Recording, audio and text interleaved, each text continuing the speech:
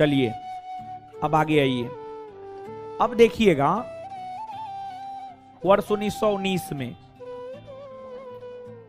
Rowlatt act कानून लागू हुए। वर्ष 1919 में जलियांवाला बाग हत्याकांड हुआ। फिर आपको हंटर कमीशन आयोग का गठन हुआ। फिर आपको खिलाफत आंदोलन हुए प्रारंभ। ये सभी घटनाएं वर्ष 1919 में घटित हुई है। 1919 ईस्वी में जो खिलाफत का प्रश्न उभरकर सामने आया, 1919 में जो रॉलेट एक्ट कानून लागू हुए, 1919 में जो जलियांवाला बाग हत्याकांड हुआ और 1919 में जो हंटर कमीशन आयोग का गठन हुआ जिसने अपनी रिपोर्ट 1920 में प्रस्तुत की। यही घटनाएं भारत में असहयोग आंदोलन चलाए जाने का कारण बना है। आगे हम आपके साथ असहयोग आंदोलन की चर्चा करेंगे। आगे हम आपके साथ असहयोग आंदोलन की चर्चा करेंगे, लेकिन उससे पहले असहयोग आंदोलन वर्ष 1920 में प्रारंभ हुआ। उसके पहले वर्ष 1919 में जो तमाम प्रकार की घटनाएं घटित हुई है, यही सब घटना असहयोग आंदोलन का कारण बना है। इन घटनाओं को पढ़ेंगे या यूं कहे असहयोग आंदोलन किस कारण से हुए, उसी के विषय में आगे हम लोग पढ़ने जा रहे हैं। तो सबसे पहले हम लोग चर्चा करेंगे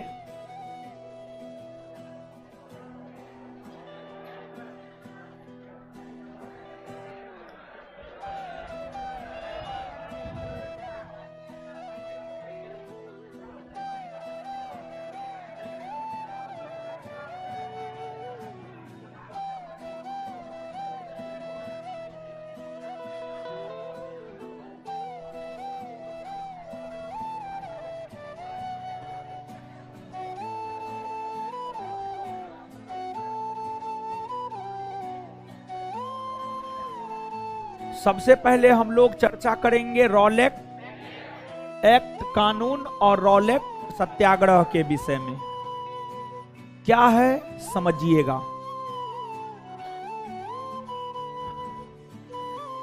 देखिए, है शांत रहिए। एक बात याद रखिए, बहाना बनाने वाले लोग कभी जीवन में सफल नहीं होते हैं। जैसे भूख लग गया, ये एक बहाना है। जैसे समझ में नहीं आ रहा है, यह एक बहाना है। अगर हम 4 घंटा पढ़ा सकते हैं तो कैपेसिटी आप में भी है 4 घंटा पढ़ने का, समझे? तो समझिए। अब आप देखिए, 1914 से 1918 के बीच जो प्रथम विश्व युद्ध हुए, उस प्रथम विश्व युद्ध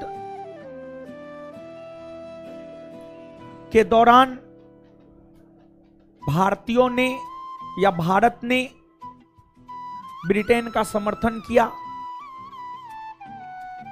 और भारतवासी को यह लग रहा था कि प्रथम विश्व युद्ध के बाद कुछ अधिकार ब्रिटिशों के द्वारा भारतीयों को दिए जाएंगे। जब प्रथम विश्व युद्ध समाप्त होने के कगार पर था तो भारत के क्रांतिकारी वर्ग के लोग आवाज बुलंद करने लगे। भारत के क्रांतिकारियों के द्वारा जो आवाज उठाई जाने लगी, उसके आवाज को दबाने के लिए ही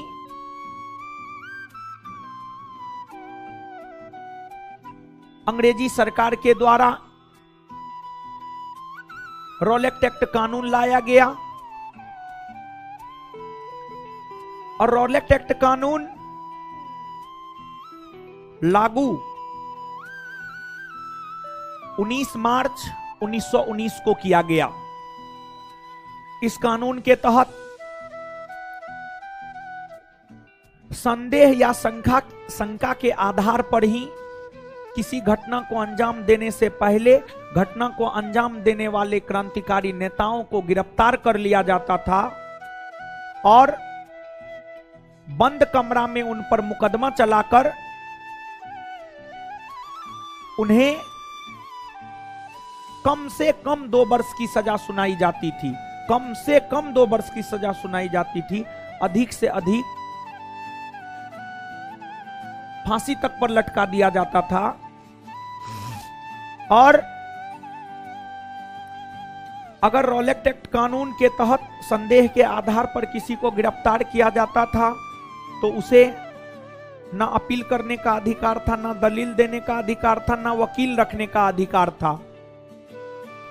जिस वजह से रॉलेट एक्ट कानून को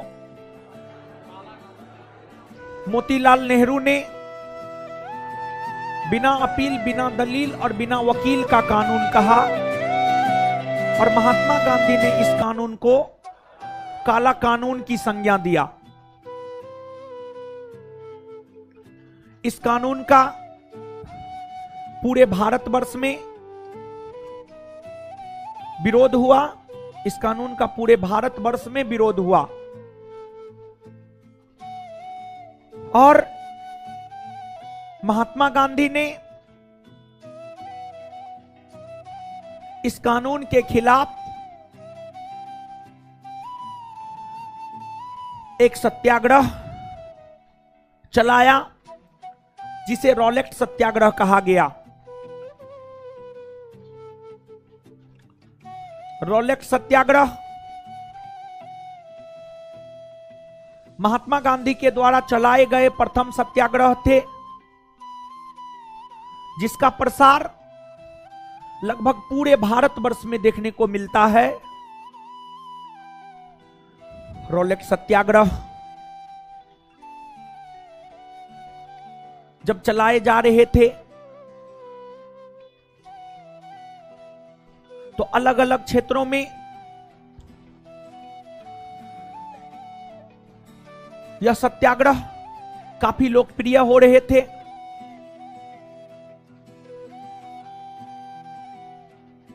सत्याग्रह की लोकप्रियता को देखते हुए महात्मा गांधी ने इस सत्याग्रह के तत्वाधान में ही 6 अप्रैल 1919 को देशव्यापी हड़ताल बुलाया।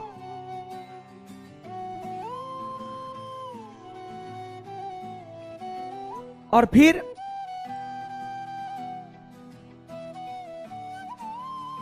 रॉलेट सत्याग्रह के वजह से रॉलेट सत्याग्रह की वजह से भारत के अलग अलग क्षेत्रों में क्रांतिकारी गतिविधियां काफी अधिक फैल गई थी। भारत के क्रांतिकारी गतिविधियों पर रोक लगाने को लेकर ही पंजाब के क्षेत्र में मार्शल लॉ लागू कर दिए गए थे।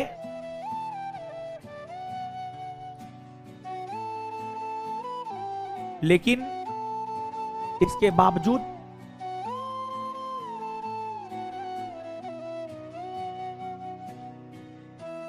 नौ अप्रैल 1919 को रामनवमी के शुभ अवसर पर एक विशाल जुलूस निकाला गया था और पंजाब के क्षेत्र में यह विशाल जुलूस पंजाब के क्षेत्र में निकाला गया था और इसी एवज में पंजाब के 2 प्रसिद्ध नेता डॉक्टर सतपाल और सैफुद्दीन किजलू को गिरफ्तार कर लिया गया था। डॉक्टर सतपाल और सैफुद्दीन किजलू की जो गिरफ्तारी हो गई थी 9 अप्रैल 1919 को, इन दोनों की गिरफ्तारी को लेकर ही ये दोनों पंजाब के उस समय के सबसे प्रमुख नेताओं में से एक थे। इन दोनों की गिरफ्तारी के विरोध में ही पंजाब के अमृतसर के जलियांवाला बाग में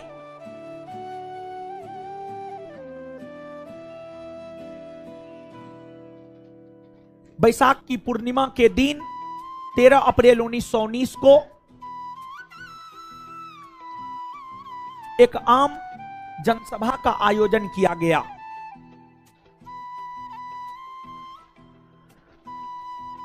उस दिन बैसाख की पूर्णिमा का मेला भी लगा हुआ था जलियांवाला बाग में, और जलियांवाला बाग में एक आम जनसभा का आयोजन भी हो रहा था। सतपाल और सैफुद्दीन किजलू के समर्थन में या उनकी जो गिरफ्तारी हुई थी उसके विरोध में जो आम जनसभा का आयोजन हो रहा था, इसकी खबर पंजाब के लेफ्टिनेंट गवर्नर जनरल ओडायर को लगी। जनरल ओडायर को जब जलियांवाला बाग में हो रहे आम जनसभा की खबर लगी तो जनरल ओडायर ने आर डायर को आदेश दिया और कहा कि हमने पंजाब में मार्शल लॉ लागू किया है, लेकिन फिर भी जलियांवाला बाग में आम जनसभा का आयोजन हो रहा है। तो जनरल ओडायर ने आर डायर को कहा कि हमारे आदेश की अवहेलना हुई है, जब मार्शल लॉ लागू है तो आम जनसभा कैसे होगा, नहीं होना चाहिए, लेकिन फिर भी लोग कर रहे हैं। तो ओ डायर ने आर डायर को कहा, जाइए जलियांवाला बाग में अंधाधुंध फायरिंग कीजिए। ओ डायर के आदेश पर आर डायर जलियांवाला बाग पहुंचा। जलियांवाला बाग में आने और जाने के लिए सिर्फ एक दरवाजा। जलियांवाला बाग ओ डायर के आदेश पर आर डायर पहुंचा और चारों तरफ से जलियांवाला बाग को घेर लिया और सैनिकों को गोली चलाने का आदेश दिया। 13 अप्रैल 1919 को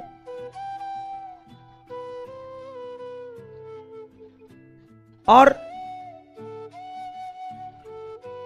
सैनिकों के द्वारा अंधाधुंध गोली फायरिंग की गई और तब तक गोली फायरिंग की गई जब तक कि सैनिकों के पास उपलब्ध गोली खत्म नहीं हो गया।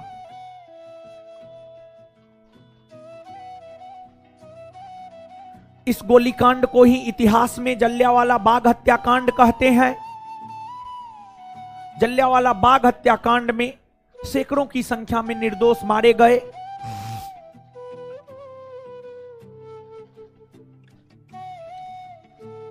जलियांवाला बाग हत्याकांड में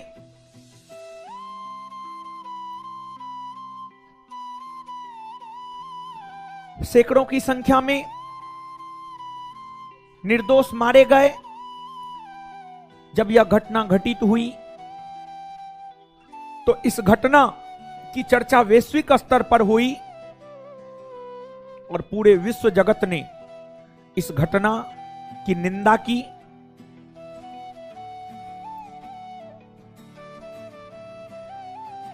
इस घटना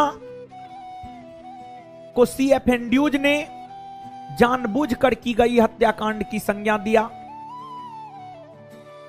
इस घटना का विरोध करते हुए रविन्द्रनाथ टैगोर ने यह कहा कि समय आ गया है कि अंग्रेजों की दी गई उपाधि को त्याग कर देश के लोगों के साथ खड़ा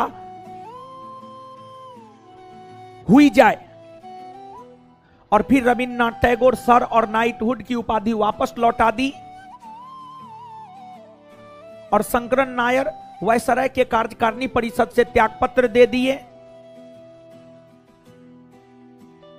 जलियांवाला बाग हत्याकांड का विरोध भारत के भीतर तो भारतीयों ने किया ही, इसका विरोध वैश्विक स्तर पर भी हुआ। ब्रिटिश संसद के भी कुछ सदस्यों ने इस घटना को काफी क्रूर और अत्याचारी माना, लेकिन ब्रिटिश संसद के कुछ सदस्यों ने इसका समर्थन भी किया। कुछ समाचार पत्र ने इसका विरोध किया तो कुछ समाचार पत्र ने इसका समर्थन भी किया। जैसे मॉर्निंग पोस्ट नामक समाचार पत्र, मॉर्निंग पोस्ट नामक समाचार पत्र इसका समर्थन किया और जनरल ओ डायर के लिए इनाम राशि 26,000 पाउंड की इनाम राशि जमा किया मॉर्निंग पोस्ट नामक समाचार पत्र।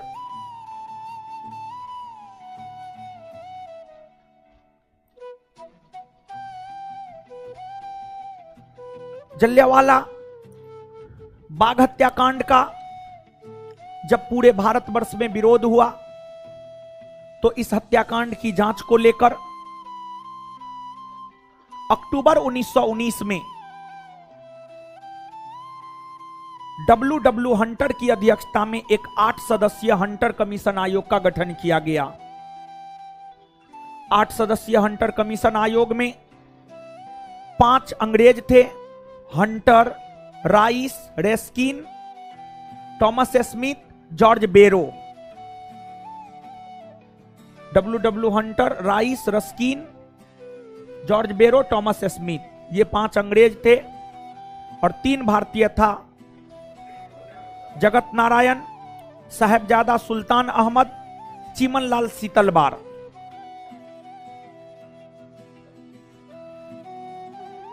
हंटर कमीशन आयोग ने काम करते हुए अपना रिपोर्ट मार्च 1920 में दिया और हंटर कमीशन आयोग ने अपने रिपोर्ट में यह कहा, समय की परिस्थिति को देखते हुए भीड़ पर नियंत्रण स्थापित करने हेतु जनरल ओ डायर ने गोली चलाने का आदेश दिया, जो कि उस समय के लिहाज से सही था। और हंटर कमीशन आयोग ने अपनी रिपोर्ट में यह कहा कि इस जलियांवाला बाग हत्याकांड में 379 लोग मारे गए हैं और लगभग 1000 के आसपास लोग घायल हुए हैं। लेकिन सच्चाई इससे इतर था, इससे अलग था सच्चाई। जलियांवाला बाग हत्याकांड की जांच को लेकर जो हंटर कमीशन आयोग ने अपनी रिपोर्ट दी, वो एक तरफा रिपोर्ट था। इस रिपोर्ट से कांग्रेस सहमत नहीं हुआ। कांग्रेस ने जलियांवाला बाग हत्याकांड की जांच को लेकर तहकीकात कमेटी का गठन मदन मोहन मालवीय के नेतृत्व में किया और इस तहकीकात कमेटी के अन्य सदस्य मोतीलाल नेहरू, महात्मा गांधी, जयकर, ये सब तहकीकात कमेटी के सदस्य थे। तहकीकात कमेटी का प्रारूप गांधी जी ने तैयार किया था और ध्यान रहे कि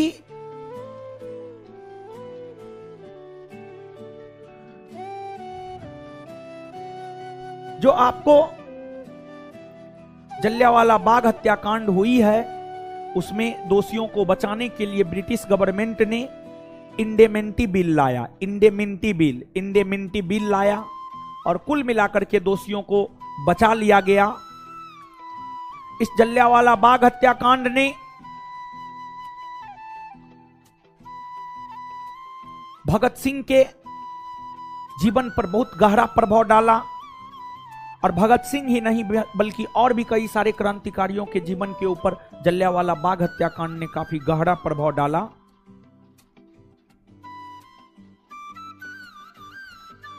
तो यही है।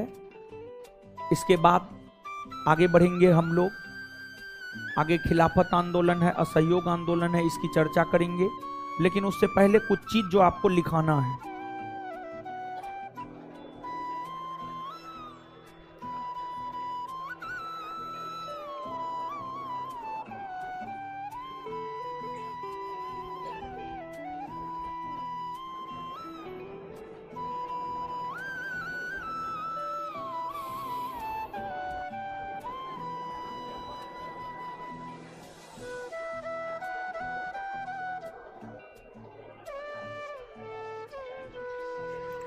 लिखिएगा।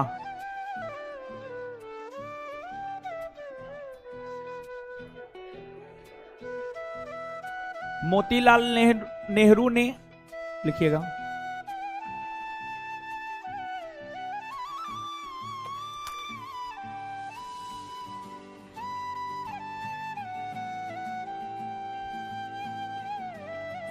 मोतीलाल नेहरू ने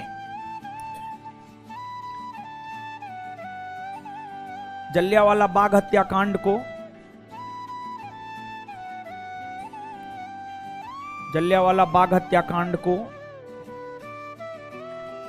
मोतीलाल नेहरू ने जलियांवाला बाग हत्याकांड को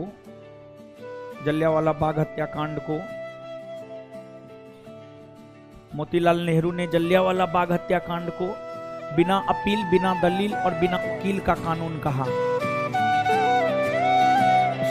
जलियांवाला बाग हत्याकांड। मोतीलाल नेहरू ने रॉलेट एक्ट कानून को सॉरी काट लीजिए ना, काटिए ना, क्या होगा, मुंह बना रहे, मारेंगे, मुंह तोड़ देंगे हम। मोतीलाल नेहरू ने रॉलेट एक्ट कानून को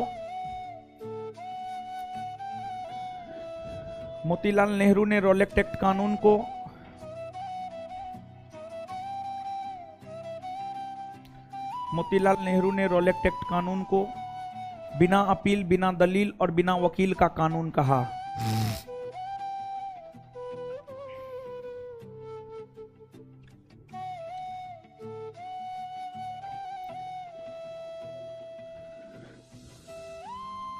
तथा महात्मा गांधी ने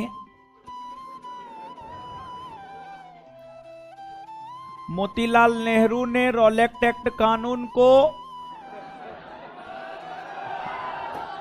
बिना अपील, बिना दलील और बिना वकील का कानून कहा। तथा महात्मा गांधी ने इस कानून को काला कानून कहा।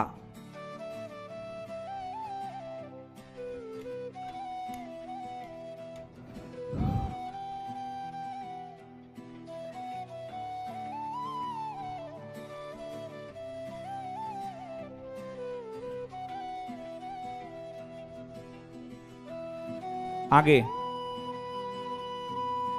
गांधी जी के द्वारा चलाया गया प्रथम सत्याग्रह। नेक्स्ट पॉइंट तो उसी में मारेंगे। गांधी जी के द्वारा चलाया गया प्रथम सत्याग्रह। गांधी जी के द्वारा चलाया गया प्रथम सत्याग्रह। गांधी जी के द्वारा चलाया गया प्रथम सत्याग्रह रॉलेट सत्याग्रह है। रॉलेट सत्याग्रह है। रॉलेट सत्याग्रह है जिसका प्रसार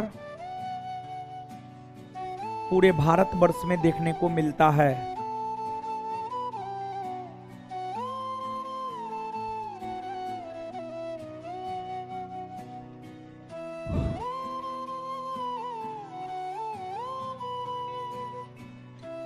आगे, दीन बंधु CF एंड्यूज ने, नेक्स्ट पॉइंट, दीन बंधु CF एंड्यूज ने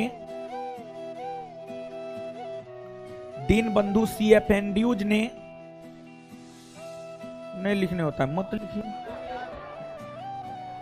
ग्रेजुएशन हो गया है, CF एंड्यूज नहीं लिखने होता है।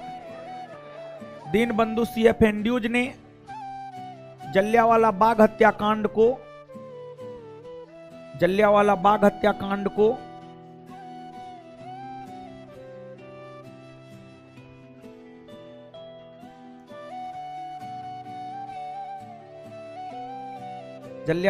हत्याकांड को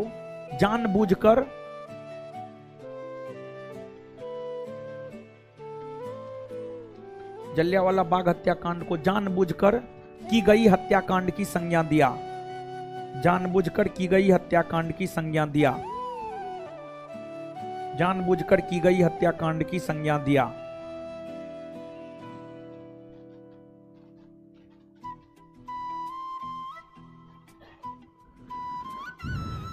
आगे देखिए, इसमें जो नोट में जो है महात्मा गांधी ने केसर हिंद की उपाधि वापस लौटा दी, ये गलत है, गलत है, इसको काट दीजिए।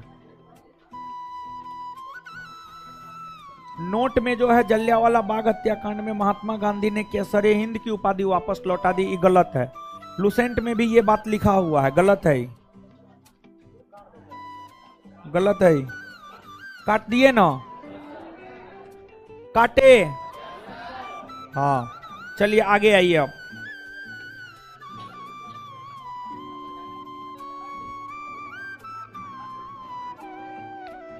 आगे लिखिएगा।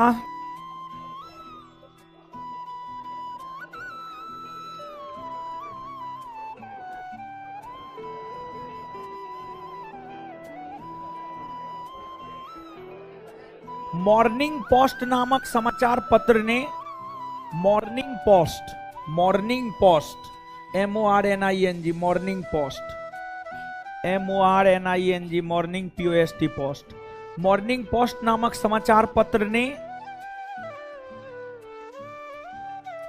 जनरल ओ डायर के लिए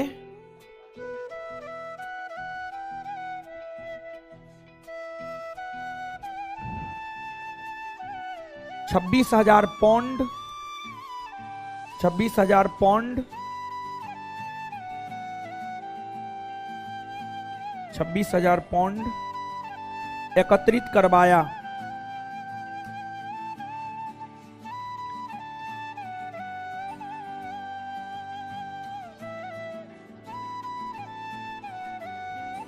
आगे, हंटर कमीशन आयोग के 5 अंग्रेज सदस्य निम्न है। आगे, हंटर कमीशन आयोग में 8 गो सदस्य था ना जी, 3 गो भारतीय, भारतीय का नाम लिखा हुआ, अंग्रेज का नहीं लिखा हुआ, तो अंग्रेज का नाम लिखिए ना।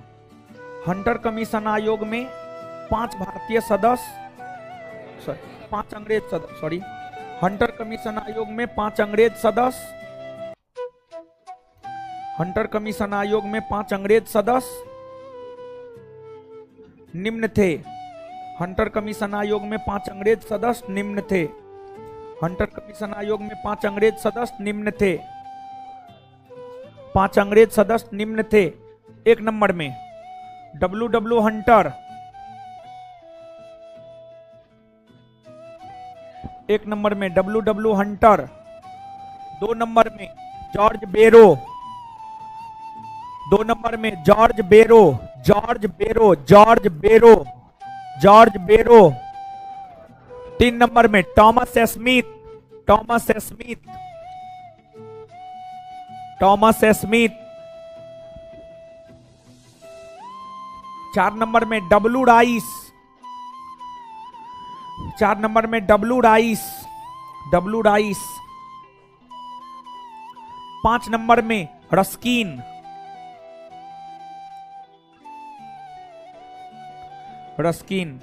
आगे लिखिएगा, हंटर कमीशन आयोग का गठन अक्टूबर 1919 में हुआ।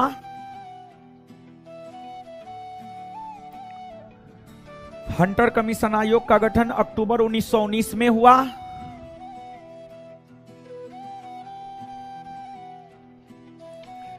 हंटर कमीशन आयोग का गठन अक्टूबर 1919 में हुआ।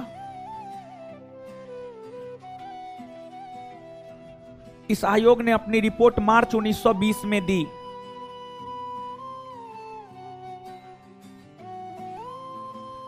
इस आयोग ने अपनी रिपोर्ट मार्च 1920 में दी। इस आयोग ने अपनी रिपोर्ट मार्च 1920 में दी। नेक्स्ट पॉइंट, जलियांवाला बाग हत्याकांड है, उल्टा पुल्टा लिखते हैं जी, है एकदम विद्यार्थी का लक्षण ये है। पहले तो लक्षण विकास कीजिए। लिखिए, जलियांवाला बाग हत्याकांड के दोषियों को बचाने के लिए अंग्रेजी सरकार ने इंडेमिनिटी बिल पास किया। जलियांवाला बाग हत्याकांड के दोषियों को बचाने के लिए, इंडेमिनिटी थोड़ा टफ शब्द है, लिख देते हैं। जलियांवाला बाग हत्याकांड के दोषियों को बचाने के लिए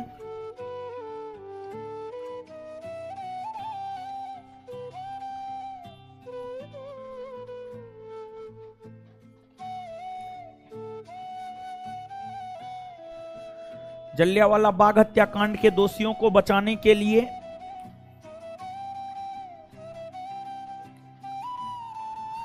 अंग्रेजी सरकार ने इंडेमिनिटी बिल पास किया।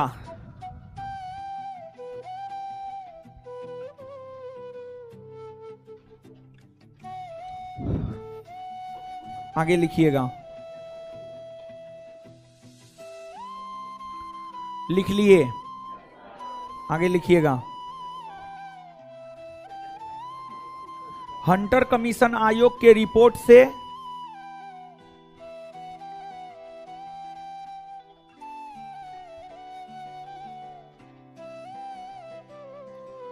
हंटर कमीशन आयोग के रिपोर्ट से कांग्रेस संतुष्ट नहीं था। हंटर कमीशन आयोग के रिपोर्ट से कांग्रेस संतुष्ट नहीं था।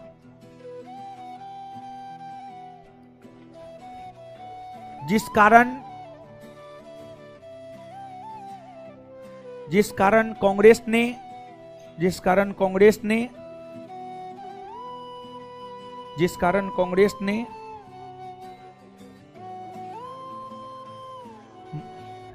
कांग्रेस ने जलियांवाला बाग हत्याकांड की जांच हेतु जिस कारण कांग्रेस ने जलियांवाला बाग हत्याकांड की जांच हेतु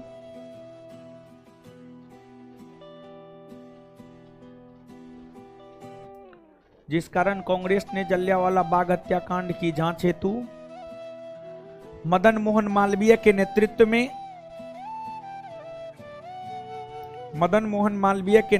में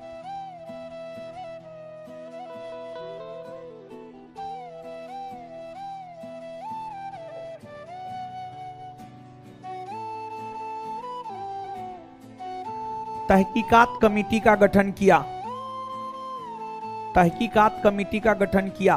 तहकीकात कमेटी का गठन किया। तहकीकात कमेटी का गठन किया। तहकीकात कमेटी का गठन किया। तहकीकात कमेटी का गठन किया। इस कमेटी के अन्य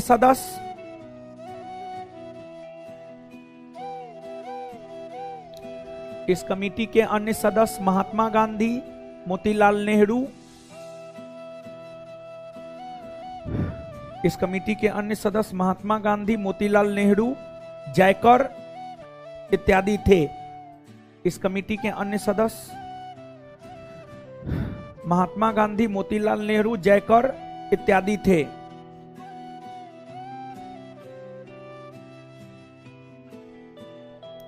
इस कमेटी के लिए प्रारूप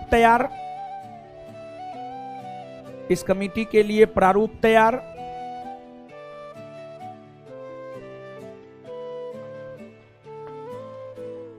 महात्मा गांधी ने किया था।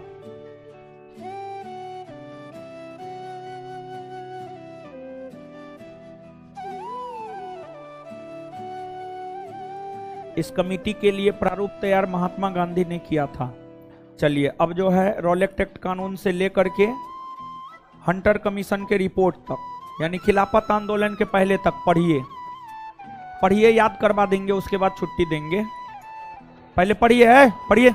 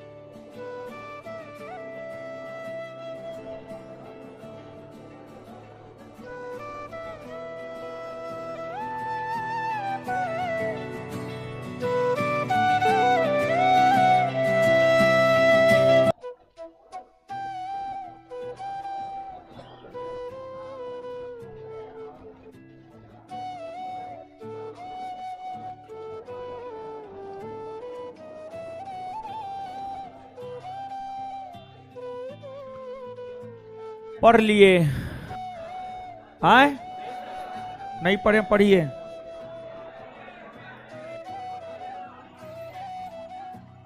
चलिए आइए, है आइए, बताइए।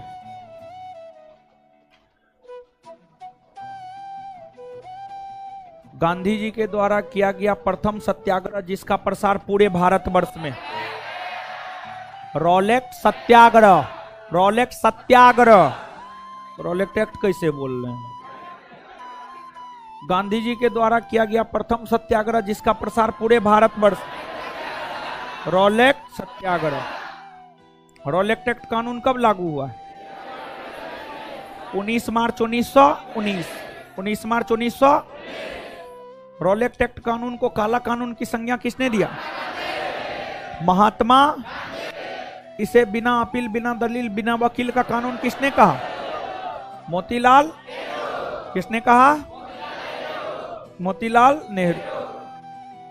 इसके बाद रॉलेट सत्याग्रह के अंतर्गत गांधी जी ने देशव्यापी हड़ताल का आयोजन कब किया? 6 अप्रैल 1919। 6 अप्रैल 1900। रॉलेट सत्याग्रह के तत्वाधान में देशव्यापी हड़ताल का आयोजन कब हुआ? 6 अप्रैल 1900। इसके बाद आगे बतलाइएगा, जलियांवाला बाग हत्याकांड कब हुआ है? 13 अप्रैल 1900। जलियांवाला बाग हत्याकांड को किसने जानबूझकर की गई हत्याकांड की संज्ञा दी? CF Andrews. सीएफ। किसने जलियांवाला बाग हत्याकांड के विरोध में वायसराय के कार्यकारिणी परिषद से त्यागपत्र दे दिया? शंकरन नायर। किसने दे दिया? किसने सर और नाइटहुड की उपाधि वापस लौटा दी?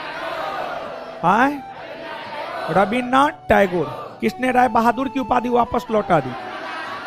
जमनालाल बजाज। किसने राय बहादुर की उपाधि वापस लौटा?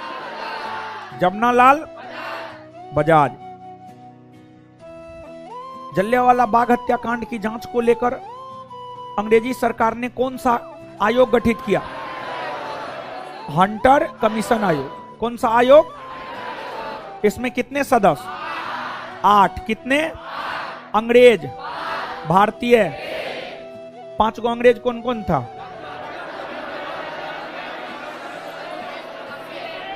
3 गो भारतीय कौन कौन था?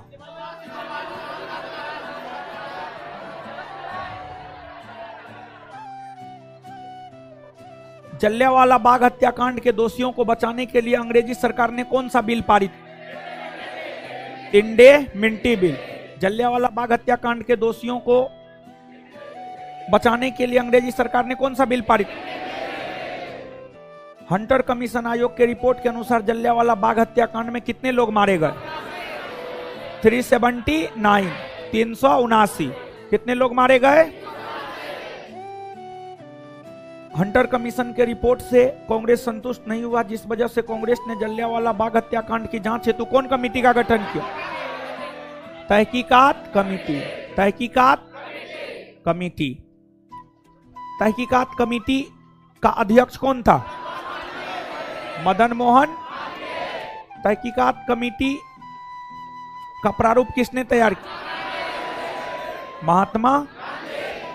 इतना बात क्लियर है? चलिए अब देखिए, अब इससे आगे जो है हम लोग अगले क्लास में मिलेंगे, लेकिन उससे पहले है सुनिए, कल जो है पॉलिटी का क्लास होगा 5 बजे से। आप मान करके चलिए 5 बजे से, लेकिन हम क्लास शुरू करेंगे 5:30 बजे से। 5 बजे से आप मान के चलिए हम क्लास शुरू करेंगे 5:30 बजे से। मौलिक अधिकार में आधा घंटा या 1 घंटा का लेक्चर बाकी है, तो उसको खत्म कर देंगे मौलिक अधिकार को, और प्रयास करेंगे कि जो है राज्य का नीति निर्देशक तत्व भी हो जाए। फिर उसके आगे जो है आगे बढ़ेंगे हम लोग। तो इसके बाद होमवर्क सब करते हैं ना जी? होमवर्क सब कीजिए, समझे? उसी में आपका कल्याण होगा, नहीं तो कल्याण नहीं होगा। तो सब लोग से यही रिक्वेस्ट है, होमवर्क के थ्रू रिवीजन करवा रहे हैं, कीजिए, क्लास कीजिए, खूब पढ़िए घर पे। लड़की लोग निकलिए इधर से, लड़का लोग इधर से।